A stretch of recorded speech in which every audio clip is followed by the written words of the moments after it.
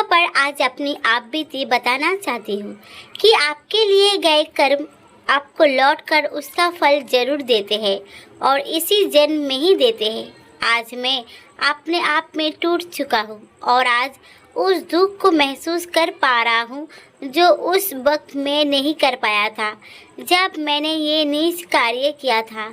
कहीं ना कहीं ये उस बद्दुआ का असर है जो उस वक्त उन लोगों के दिल से निकली होगी और आज मेरे और मेरे परिवार पर लगी है।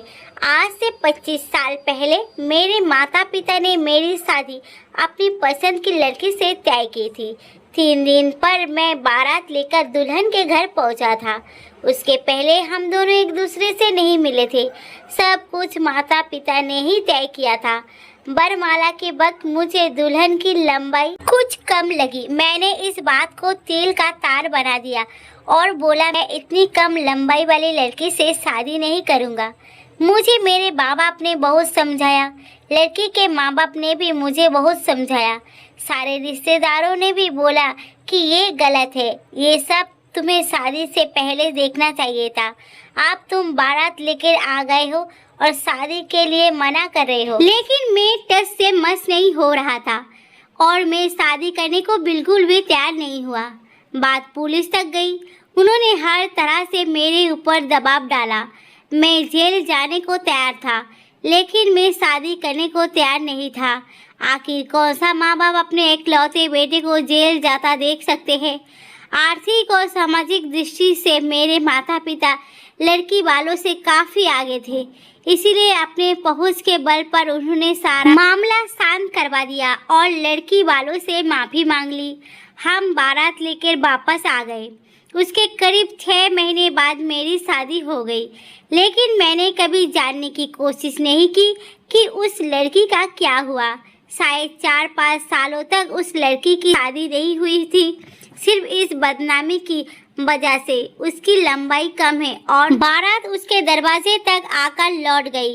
उस वक्त मैं उस लड़की के दर्द को बिल्कुल भी नहीं समझ पाया था।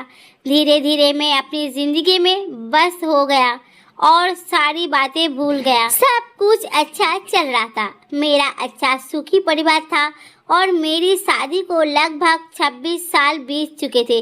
मेरी बेटी 25 साल की हो चुकी थी। कुछ दिन पहले उसकी शादी थी।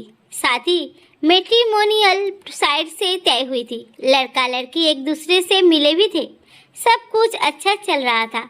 लड़का बारात लेकर मेरी बेटी के लिए आया था, लेकिन जयमाला के वक्त लड़के का कान में उसके बहन ने पता नहीं क्या कहा कि लड़का वहीं पर अड़ गया कि पहले लड़की का मुंह धुला कर ले आओ। इसने बहुत मेकअप कर लिया है, इसीलिए ये गोरी दिख रही है और जब हम मिले थे तब भी इसने काफ़ी मेकअप कर रखा था। मैं समझ नहीं आया, मुझे लगता है ये लड़की पूरी सांवली है। मेरी बेटी का रंग हल्का सांवला है, लेकिन हमें नहीं लगा था कि इस बात को लेकर वो लोग इतना बबल मचाएंगे। शादी में काफ़ी बबल मच चुका था। मेरी बेटी भी आज के ज़माने की लड़की थी और वकील थी। उसने बोला तुम्हें शादी करनी है तो करो, नहीं करनी है तो बाहर में जाओ।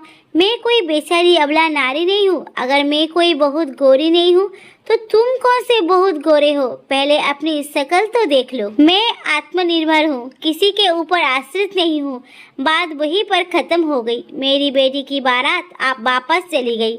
मैंने और मेरी बेटी ने बारात वापस तो कर दी, लेकिन उसकी आंखों में आज मैं वही दर्द देखा जो सालों पहले उस लड़की की आंखों में था, जिस लड़की से मैंने शादी करने के लिए मना किया था। आज अपनी बेटी की आंखों में मुझे उस लड़की की आंखों जैसी दिख रही थी और मुझे बार बार ऐसा लग रहा था जैसे उस लड़की ने उस वक्त आंखों ही आंखों में मुझे बद्दुआ दी थी कि देखना तेरे कर्मफल बहुत एक ना एक दिन लौट कर तेरे पास ज़रूर आएंगे।